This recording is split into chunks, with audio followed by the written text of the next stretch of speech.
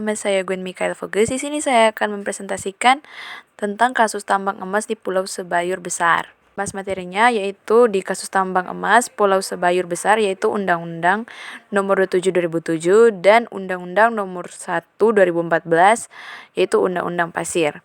Yaitu pasal 23 ayat 2 yang berkata tentang pemanfaatan pulau-pulau kecil dan perairan sekitarnya harus mempertimbangkan kelestarian lingkungan.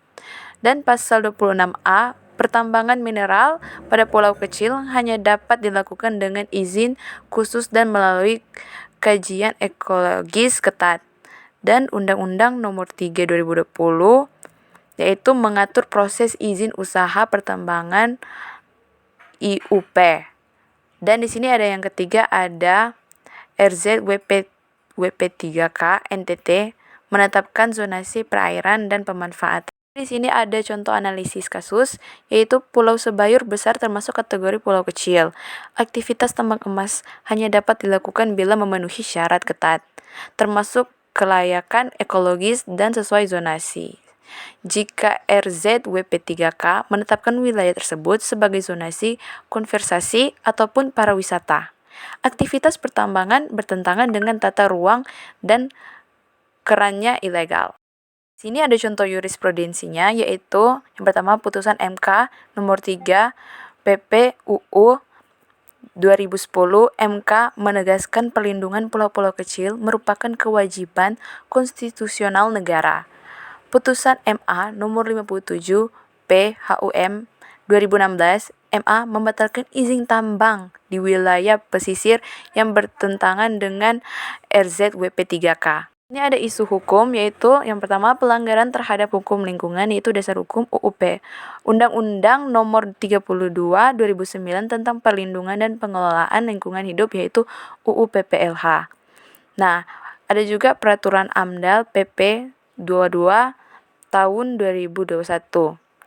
Contohnya, jika izin diberitakan tanpa AMDAL yang sah, maka izin tersebut cacat hukum AMDAL.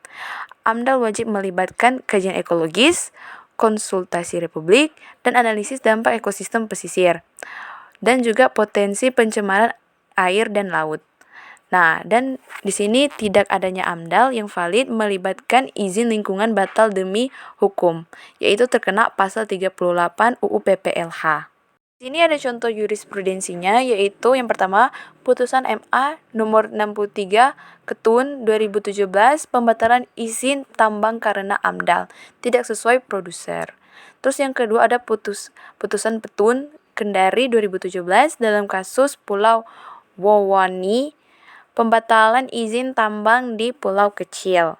Lanjut, yang kedua ada hukum pelanggaran tata ruang, yaitu yang pertama ada dasar hukum Undang-Undang Nomor 26 2007 tentang penataan ruang, dan yang kedua Undang-Undang Cipta Kerja pungutan KLHS dan kesesuaian kegiatan dengan tata ruang.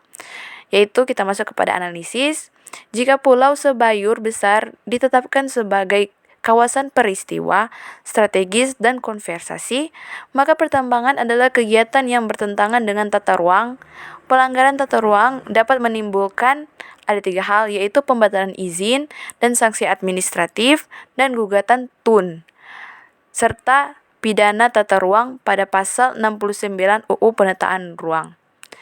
Contoh jurisprudensinya ada kasus tambang pasir Besi Kulon, Progo izin dibatalkan karena tidak sesuai RT RW, dan putusan Petun dalam kasus tambang di pulau kecil lainnya seperti Wowani.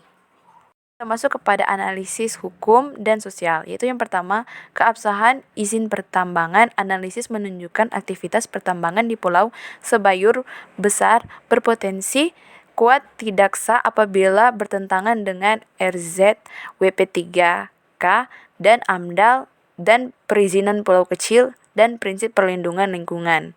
Nah, solusinya ada 2, yaitu yang solusi pertama, audit perizinan oleh Kementerian SDM dan KLHK. Terus yang kedua, pembatalan izin jika ditemukan cacat administratif atau material atau moratorium tambang di kawasan pulau kecil berdekatan dengan kawasan konvensi. Sekian dan terima kasih.